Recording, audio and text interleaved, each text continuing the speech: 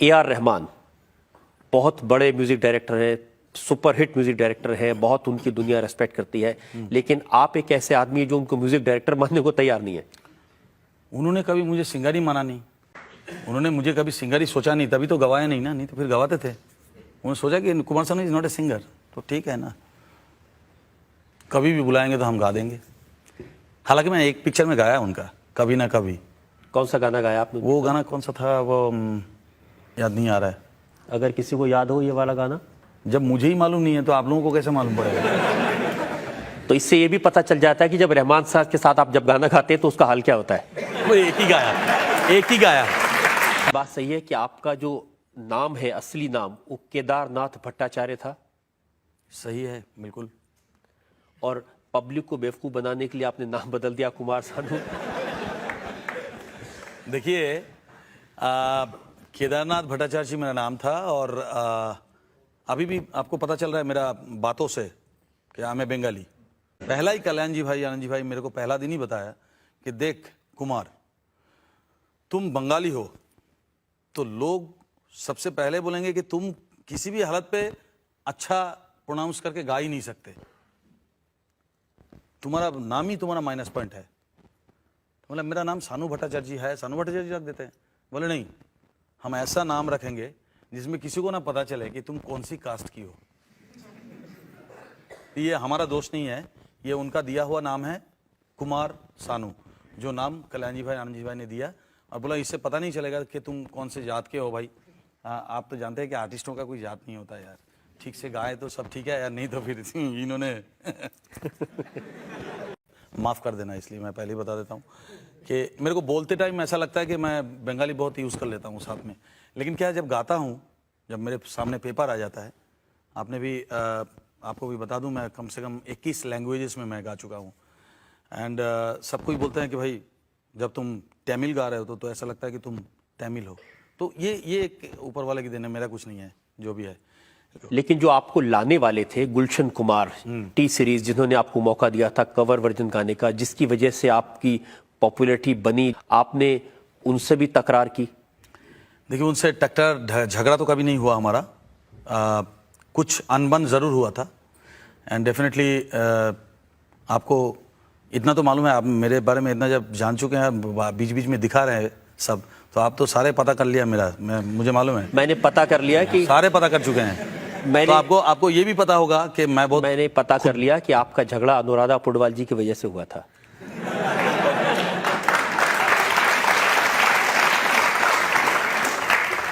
Gulshan ji is a nice man. झगड़ा किसी की वजह से भी हो, आप जानते हैं कि मैं खुददार इंसान हूं। मैं इंडस्ट्री में कभी डोमिनेट जो बात शब्द यूज किया जाता है उसको मैं कभी भी बर्दाश्त नहीं किया, ना करूंगा मरते दम तक। जो चीज़ है वो सीधा बोलना, सीधा करना, ये मेरा ब्लड में है। मैं ये बन चुका है, अभी कुछ नहीं कर सकते। इतना बिगड़ चुका हूं मैं, इसमें कुछ नहीं कर सकता, ना सुधर सकता हूं मैं सच बोलूंगा ही बोलूंगा और सीधा बोलूंगा ही बोलूंगा। तो अभी इसके लिए मुझे माफ़ कर दीजिए दोबारा। ये बात सही है कि अनुराधा पौडवाल जी आपको डायरेक्शन देती थी गुलशन जी के ब्याह पर और आप सुनने को तैयार नहीं थे, इसलिए आप ये सब गलत है, ये सब गलत है। मैं ये सब कभी नहीं कहूँगा। फिर से दोबारा लड़ाई लगाने का सोच रहे हैं, लेकिन मैं नहीं करूँगा। नहीं, ऐसा कुछ नहीं। जो भी हुआ था वो बहुत पुरानी बात हो चुकी है, भूल जाइए, उसको माफ़ कर दीजिए, भूल जाइए बस। चलिए मैं आपको नई बात बताता हूँ। हाँ, बताइए। नदीम श्रवण जी तो फिल्म इंडस्ट्री में पहले से थे। हाँ, 14 साल से थे, उससे पहले 14 साल से आशिकी से 14 साल पहले थे जी। ना आप जानते थे ना मैं जानता था।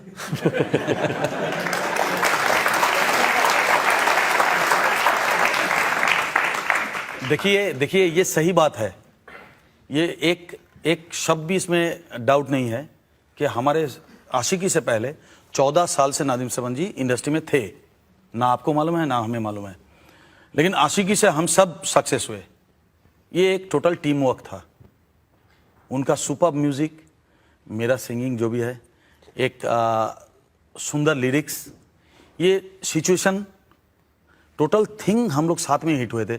अभी कोई बोल दे कि मैंने नादिम श्रवण को लाया, या नादिम श्रवण जी बोल दे कि मैंने लाया, या कोई और बोल दे कि मैंने इनको लाया, सब इनके हाथ में है।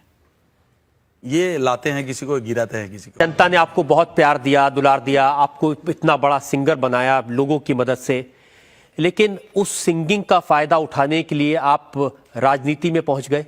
देखिए राजनीति मैं करता नहीं हूँ या नहीं किया कभी, राजनीति में मेरा दिलचस्पी भी नहीं था। मैं आपको जरा याद दिला देता हूँ। हाँ। जब पिछली बार चुनाव हुआ था तो आपने गाना गाया, अटल जी को देखा तो ऐसा लगा। मुझे मालूम है कि आप ये कहेंगे, मुझे मालूम है, लेकिन बिल्कुल मैं आपको ये बात कहना चाहूँगा कि मेरा कुछ पसंदीदा हीरोज़ है मेरे लाइफ में जिसको मैं बहुत पसंद करता हूँ, ये मैं स्वीकारता हूँ।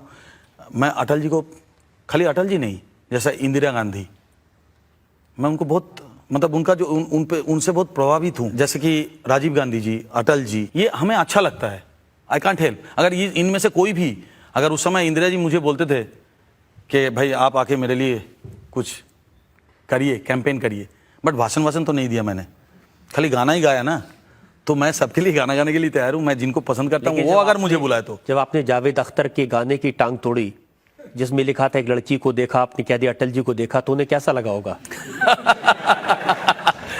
जावेद जी को तो डेफिनेटली पसंद नहीं आएगा। ये सुना कि आप इतने दिलफेंक इंसान हैं, जिस भी लड़की को मिलते यही कहते हैं तुझे देखा तो ऐसा लगा। सही है कि जब आपको एक के बाद एक अवार्ड मिले, 5 film fair award best playback singer के लगातार मिले, उसके बाद आप में इतनी एरोगेंस आ गई कि आपने कहा कि मैं तो अब अवार्ड कुछ नहीं लूंगा, मेरे लिए मैटर नहीं करता। ये एक गलत इंफॉर्मेशन लोगों के पास चला गया, मीडिया के पास चला गया कि मैं इग्नोर नहीं किया था। मैंने एक अच्छा बात कहा था कि मैं बहुत खुश होऊंगा अगर 5 बार लेने के बाद मैंने ये बोला था कि भाई ये कोई नए सिंगर को मिले तो मैं बहुत खुश होऊंगा। तो ये मेरा बहुत ही अन्याय हो गया था कि मैंने ये बात कहने के बाद ये लोगों ने प्रिंट मीडिया से ये बात छाप दिया कि कुमार सानू इग्नोर किया फिल्म फेयर लेने के लिए। और तो फिल्म फेयर वाले भी मेरे ऊपर गुस्सा हो गया, भाई तुम ऐसे कैसे बोल दिया। हमने बोला भाई ऐसा बोला नहीं है, हमने कहा कि कोई नए सिंगर को ये मिले तो मुझे बड़ी खुशी होगी। तो ये मेरा गुनाह था, उसका फल अभी भी भुगत रहा हूँ। तो काफी गुनाह किए आपने, इसका मतलब। देखिए तभी तो आपके सामने हाजिर हूँ। और अभी बहुत भुगतना बाकी है। अच्छा। जनता से पूछते हैं आपके बारे में, क्यों सवाल पूछना चाहते हैं? जी हाँ। सवाल ये है कि आजकल कुछ रियलिटी शो आ रहे हैं, कुछ चैनलों पे आपने देखा होगा, वहाँ मेलोडी को एक ताक पे रख के और आपका स्ट्रक्चर क्या है, आप किस तरह से परफॉर्म करते हैं, वो मेन चीज़ हो गया है। सुर में गाते हैं या नहीं गाते हैं वो दूसरी बात है, पहले आप दिखते कैसे हैं और कैसा आपका स्ट्रक्चर है, आप किस तरह से परफॉर्म करते हैं, वो मेन चीज़ हो गई है। इसके बारे में आप क्या कहना चाहेंगे और क्या हो सकता है, ये सही है या गलत? ये मेरा क्वेश्चन है। ये मुझे जान के बहुत अच्छा लग रहा है इनका क्वेश्चन सुन के कि एक यंग लड़का इस तरह के सोच रखते हैं। मतलब रियलिटी जो है, रियलिटी इन तक आहिस्ता आहिस्ता पहुंच रहा है, फैल रहा है। आज जो गाना सुना जाता है वो कानों से नहीं सुनते हैं, लोग आंखों से सुनते हैं। आपको मालूम है ना, लोग आंखों से सुनते हैं। कोई गाना अच्छा आता है तो लोग बोलते हैं क्या अच्छा गाना है यार, टीवी में। See this is the thing. So आपने बहुत अच्छा बोला, तो आंखों से जब गाना सुनेंगे तो आंखों के लिए कुछ चाहिए होता है। देखिए आज रिमिक्स की भी जरूरत है, लेकिन रिमिक्स में एक चीज है, आप ये बताइए ना, रिमिक्स क्यों पुराने जमाने के गाने लेके हो रहे हैं, नए जमाने के गाना लेके क्यों नहीं रिमिक्स हो रहा है? फिर आर डी बर्मन, सचिंद्र बर्मन, शंकर जयकिशन क्यों हुआ? आज के ज़माने के गाना लेके क्यों रिमिक्स नहीं हो रहा है? क्योंकि हमारे अंदर कहीं ना कहीं वो इंडियन मेलोडी बैठा हुआ है। नहीं तो कजरारे कजरारे इतना बड़ा हिट नहीं होता। वो यूपी का एक फोक है, इवन वर्ड्स ऑल्सो, उसको हमारे अंदर है। सच्ची बात यह है कि 1990 से 1994 तक ये 4 बरस जब आप सफलता की सीढ़ियां चूम रहे थे, जब आप एक के बाद एक सफलता आपको मिल रही थी, तो आप एक एक दिन में 10 से 12 गाने गाते थे। लेकिन उसके बाद आप आलसी हो गए और गाना वाना छोड़ दिया आपने। उसके बाद देखिए, उसके बाद मैं आपको बताता हूं, उसके बाद अब आलसी हो गया आप बोल रहे हैं। उस समय पहले 10 से 12 गाने गाते थे, बाद में आपने 4 और 5 गाने गाने शुरू कर दिए, यानी आप चूजी हो गए, ये कह रहे हैं आप? मैं मेहनत कर रहा हूँ, आप बोल रहे हैं मेहनत नहीं कर रहे हैं। मैं आलसी नहीं हूँ, मैं मेहनत कर रहा हूँ। आप देखे होंगे मैं बहुत सारे चीज़ें जो हमारे अंदर है, मैं उस सारे चीज़ जो है वो मैं पब्लिक को बताना चाहता हूँ, पब्लिक को बोलना चाहता हूँ, पब्लिक को समझाना चाहता हूँ कि मैं ये आई कैन डू दैट। आप पब्लिक को ये भी बताना चाहते हैं कि आप फिल्म में हीरो बनने के लिए चले गए थे? बहुत बड़ी भूल थी। और बोलिए। पब्लिक भी यही कहती है कि बहुत बड़ी एक बंगाली फिल्म किया था, उस समय मैं अपना 22 किलो मतलब 22 किलो वजन घटाया था और हीरो बना था, क्योंकि बंगाली फिल्म था, मेरे को बोलने में कोई लफड़ा होता ही नहीं था, बंगाली है आराम से बोल लेंगे। दूसरी बात है, एक सिंगर्स लाइफ स्टोरी था, तो मैंने सोचा कि मेरे सब दोस्त लोगों ने मेरे को इंसिस्ट किया, बहुत सारे, उसमें एक दोस्त मेरा इधर भी है बैठे हुए, ये लोगों ने मेरे को चढ़ाया था कि तू व्हाई नॉट यू, कि तू भी एक सिंगर है। और वो स्टोरी जो है, कसम से वो पिक्चर 23 हफ्ता कलकत्ता में चल गया, लोगों ने इतना पसंद किया। बट एक चीज मैंने उससे सीखा कि acting is such A boring thing, सच्ची में। उसके बाद और मैं कभी कोशिश भी नहीं किया, ना ही करूंगा, ना ही कोई आके मेरे को बोले तो मैं उनको जान दीजिए मुझे करना नहीं है। जनता से लोग सवाल पूछना चाहते हैं, यहाँ थर्ड रो में। क्या ये बात सही है कि आपके गानों में म्यूजिक थेरेपी होती है? इस तरह का कोई इलाज किया जाता है हांगकांग में? आपने सही सुना, मेरे पास एक डॉक्टर्स एसोसिएशंस का लेटर आया था और है मेरे पास अभी भी।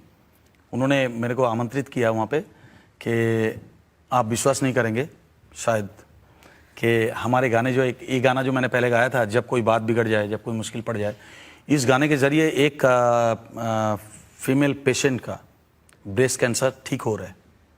It's amazing. वो डॉक्टर एंड डॉक्टर्स खुद हमें ये लिखा कि आप शायद विश्वास नहीं करेंगे, और इट्स अ मिरेकल कि दिन में वो पेशेंट जो है एक औरत है और उन्होंने 30 बार कम से कम ये गाना सुनते हैं, जो सुन के वो रिकवर कर रहा है, बहुत जल्दी रिकवर कर रहा है। एंड हम चाहते हैं कि उस पेशेंट से आप आके, जब भी हांगकांग में आएंगे, आप आके एक बार उनसे मिलिए और देखिए कि आपके गाने के ज़रिए ये संभव हो रहा है आज। तो ये हमारे लिए बहुत बड़ी अचीवमेंट है, मैं अगर किसी का जान बचा सकूं। जब तक किशोर कुमार जिंदा रहे आपने उनके गाने गाए, आपने गाना शुरू तो किया था, लेकिन हिट नहीं हुए थे आप। नहीं, हिट तो नहीं हुए थे डेफिनेटली उनके जब तक, बट उनके जाने के बाद जो पहला फिल्म मैंने उनकी जगह पे, मतलब जादूगर के लिए मैंने गाया था, पिक्चर भी बुरी तरह पिट गया था। और एक फ़ायदा मुझे ये हुआ था कि अमिताभ जी के लिए प्लेबैक किया, एक लड़का आया, यार कहाँ से एक लड़का आया, अमिताभ जी के लिए प्लेबैक किया, तो ये बहुत फ़ायदा हुआ मेरे लिए। पिक्चर पिट गया, सब कुछ है, मैं इंडस्ट्री में बैठ गया, काफ़ी गाने मिलने शुरू हो गया, क्योंकि अमिताभ बच्चन के लिए प्लेबैक किया, तो definitely it's my plus point था। चांस किसने दिया आपको? पहला चांस बॉम्बे में डेफिनेटली जगजीत सिंह जी, उन्होंने मुझे चांस दिया, और वो एक बहुत ही सुंदर सा कहानी है। मैं कहूँ? हाँ बिल्कुल कहिए। मैं वेस्टर्न आउटडोर करके एक स्टूडियो होता है बॉम्बे में, वेस्टर्न आउटडोर में मैं अपना डेमो कैसेट बना रहा था, किशोरदा के कुछ गाने। तो उस समय जगजीत सिंह जी वहाँ पे आ गए और आके उन्होंने पूछा कि कौन गा रहा है? तो सूद साहब रिकॉर्डिस्ट थे, उन्होंने बंगाल से एक लड़का आया सानू करके, वो गा रहा है, तो बोले बुलाओ जरा उनको। तो मैं आया उनके पास बैलेंसिंग रूम में, आके देखा जगजीत सिंह जी, मैं पैर छुआ, मैं बहुत फ़ैन था शुरू से गज़ल के लिए। तो उन्होंने मेरे को बुलाया घर पे, मतलब तुम एक काम करो, कल दोपहर को घर आ जाओ। मैं घर पे गया और उन्होंने एक कागज़ फेंक दिया, बोलते हिंदी पढ़ना आता है? मतलब हाँ थोड़ा बहुत आ जाता है, आप पढ़ लो। हम पढ़ लिया। तो बोलता है चलिए गाना सीखो। तो हमने गाना सीखा, हमको कुछ भी नहीं मालूम तब तक। तो बोलता है आप गाना सीख लिया? बोलता है हाँ। बोला एकदम माइंड में उसको फट से मैंने गाना सीख लिया। बोला अब तुम जाओ बाहर जाके थोड़ा सा घूम घाम के 3 बजे आ जाओ मेरे पास। तो मैंने बाहर गया, बोले 3 बजे सर 3 बजे मैं फिर आऊँ? बोलते हाँ आओ, तुमको अभी लेके जाऊँगा एक जगह, रिकॉर्ड करूँगा गाना, तुम कैसे गाते हो। तो मेरा डर शुरू हो गया। तो बाहर जाके मैं थोड़ा सा 1-2 सिगरेट पॉप मारा, तो थोड़ा सा पान खाया, फिर थोड़ा लॉजेंस खाया, ये सब करता रहा। 1-1.5 घंटा बिताने के बाद मैं फिर जगजीत जी के पास आए। उन्होंने मेरे को साथ में, उनके पास एक फिएट गाड़ी हुआ करता था, उसका फिएट और पुराना डुक्कर जिसको बोलते हैं आप लोग, तो वो गाड़ी में मेरे को बिठाया। वो सामने ऐसा दरवाज़ा खुलते हैं, वो गाड़ी में बिठाया था और बिठा के सीधा फेमस स्टूडियो में लेके गया। और फेमस में जाके सीधा माइक पे खड़ा कर दिया और बोलता कि ये गाना तुम अभी ये ट्रैक सुनो, ट्रैक के साथ ये गाना गाओ। एंड कसम से मैं उस दिन अपनी जान लगा दिया था मैंने, जिसको कहते हैं कि मुझे ये मौका मिला था। डरा हुआ था और डरने पे मेरे पे एक असर ये होता है कि मैं डरने के बाद बहुत फेरोसस हो जाता हूँ अबाउट सिंगिंग। नॉट, आप जिस तरह से देख रहे हैं मालूम है मुझे कि बाद में कुछ अभी बोलेंगे क्या फेरोसस नहीं, लेकिन गाने में मतलब जो मेरा काम है उस काम में मैं बहुत फेरोसस हो जाता हूँ। तो इस तरह से मैंने वो गाना गा दिया, उन्होंने मुझे सीने से लगाया, उन्होंने मुझे 1000 रुपया पेमेंट भी किया था। बोले ये 1000 रुपया रखो इस गाने के लिए। हम लोग ये कौन सा पिक्चर के लिए गाना है क्या? बोले हाँ यार ये आंधिया फिल्म के लिए गाना है। उनको बहुत अच्छा लगा, उन्होंने सीने से लगाया मुझे और पेमेंट भी दिया। उसके बाद सीधा मुझे गाड़ी में बिठा के उन्होंने लेके गया कल्याण जी आनंद जी भाई के घर। जाके बोलते कल्याण जी भाई ये कैसेट सुनो आप। तो उन्होंने कैसेट सुना, बोले सुनो कैसा गाता है। तो कल्याण जी भाई बोलता है बहुत ही कमाल है, और क्या करते हो आप?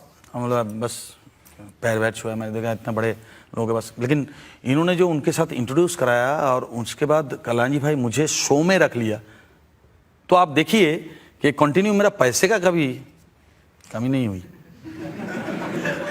तो स्ट्रगल करना ही नहीं पड़ा। तो पैसा पूरा वसूल करना है। देखिए जब भगवान के लिए हम गाते हैं तो हम तो उसमें पैसा नहीं मांगते।